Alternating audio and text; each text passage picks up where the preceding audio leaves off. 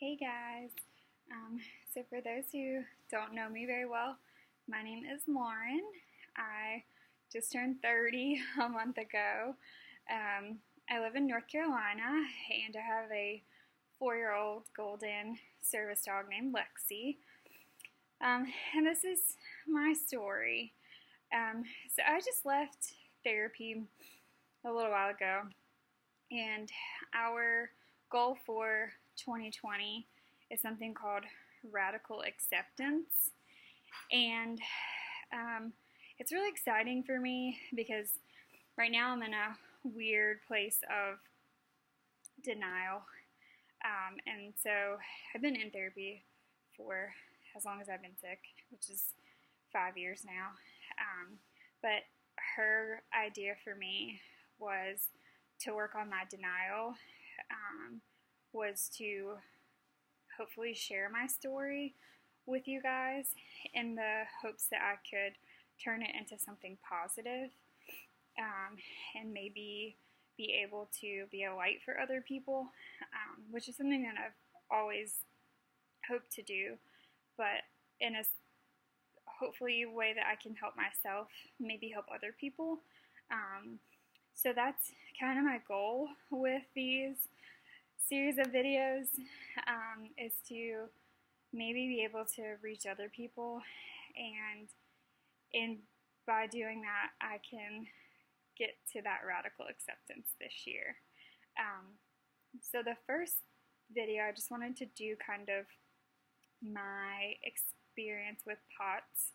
That was my first diagnosis, and I was diagnosed in October of 2015, and I had symptoms for probably a year and a half before that, so the beginning of 2014, and there's a lot of people that know me and know kind of my story already, and I get a lot of questions pretty much weekly about how have you gotten back to working full time, and so that's a lot of why I wanted to share my story as well, because I really want to be able to help some of you guys who are in a place where you just feel like there's no hope to get to some of these places, because there is, because I've been able to do it over 5 years, so I really want to encourage some of you as well. So I was a clinical dental hygienist. In 2012 I graduated and was working. I had been working for 2.5, almost 3 years, and started having really high heart rates and palpitations and increasing anxiety, and went to a cardiologist locally who said, oh, you're fine, you just have really bad anxiety, you work in healthcare, just I wrote it off, gave me beta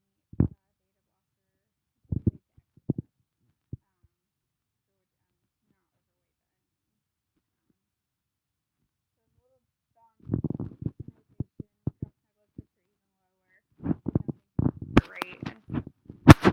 my primary care, who was in the Duke system here, watched me for a little bit and said, no, there's definitely something else going wrong, and finally sent me to a cardiologist after maybe 6 months of this.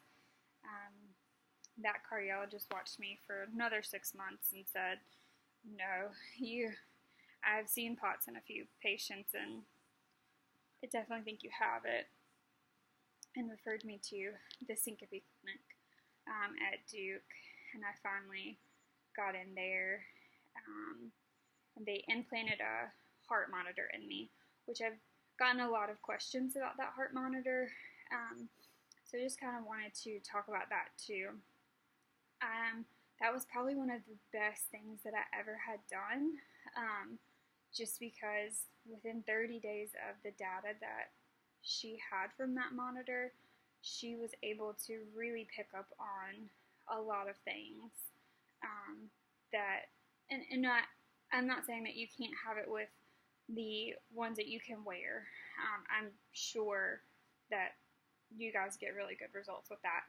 I had already won those with the other cardiologist that I had worked with, and she knew that long term for the time that she wanted to monitor me for other things like AFib and that kind of thing that run in my family, that the implanted one was a good idea because I'd already worn the other ones. So I was comfortable with getting it.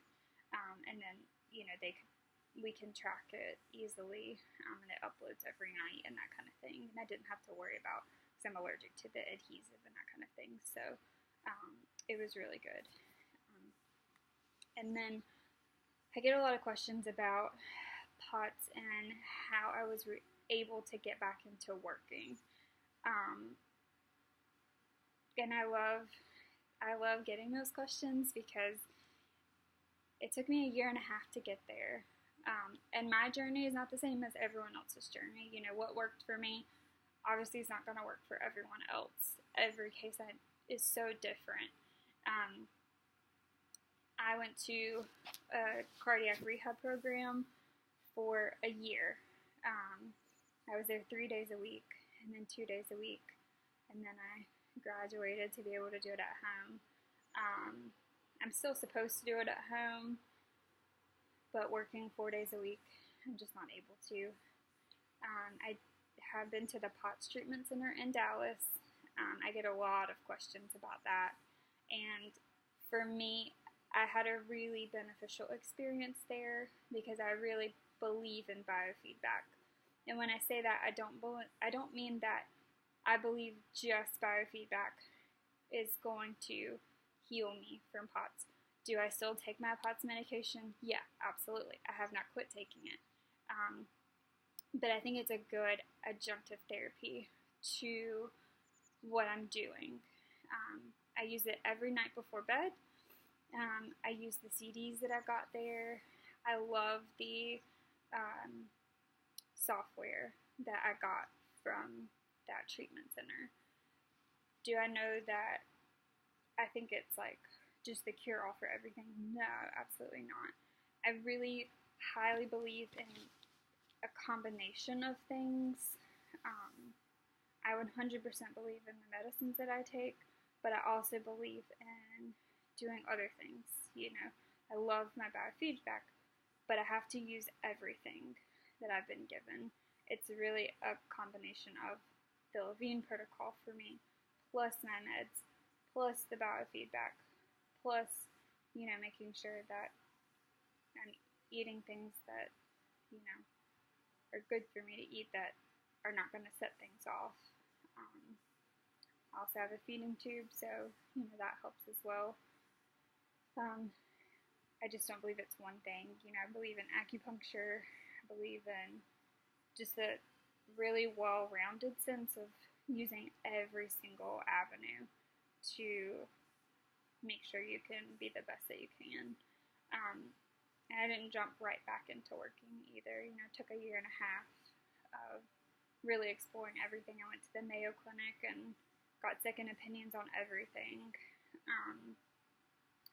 Once I felt like I was strong enough, I went back to work 2 days, and then did that for a year, and then 3 days, and then now 4 days.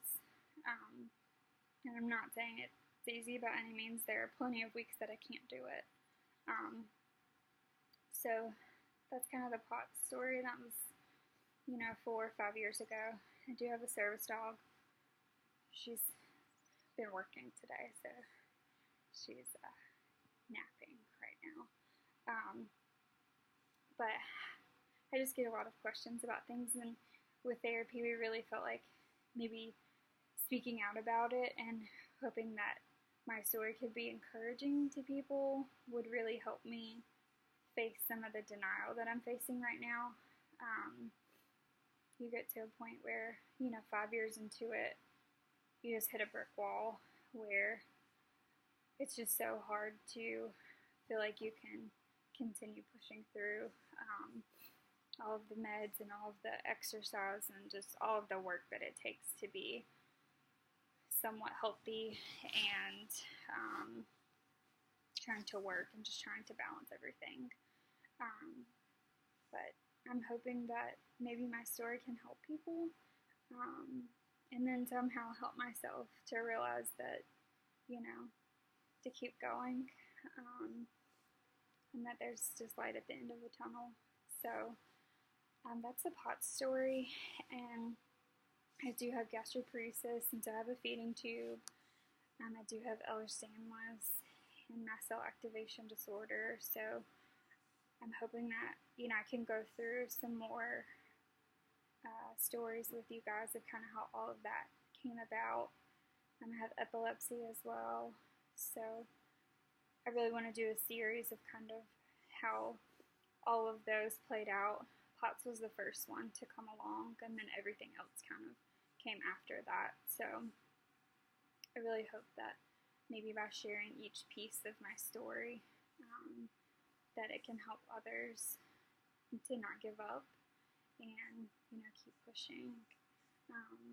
It can all be done, It is really hard, so I just really want to be able to help others through this.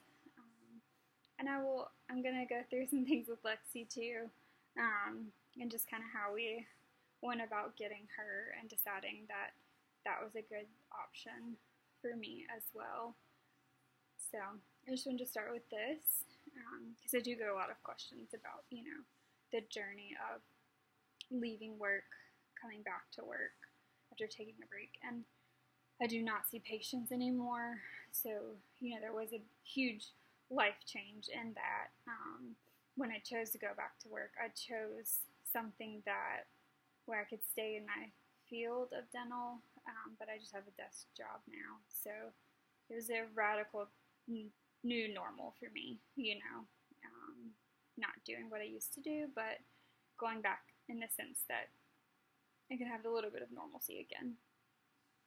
So just wanted to kind of start the process of getting my story out and talking about it, and hopefully that will help in some radical acceptance and starting a movement for that. And if you guys have questions, you can always reach out to me. The name of this channel is the name of my Instagram, so I'm always available. If you guys have questions about anything, you can always let me know. Bye.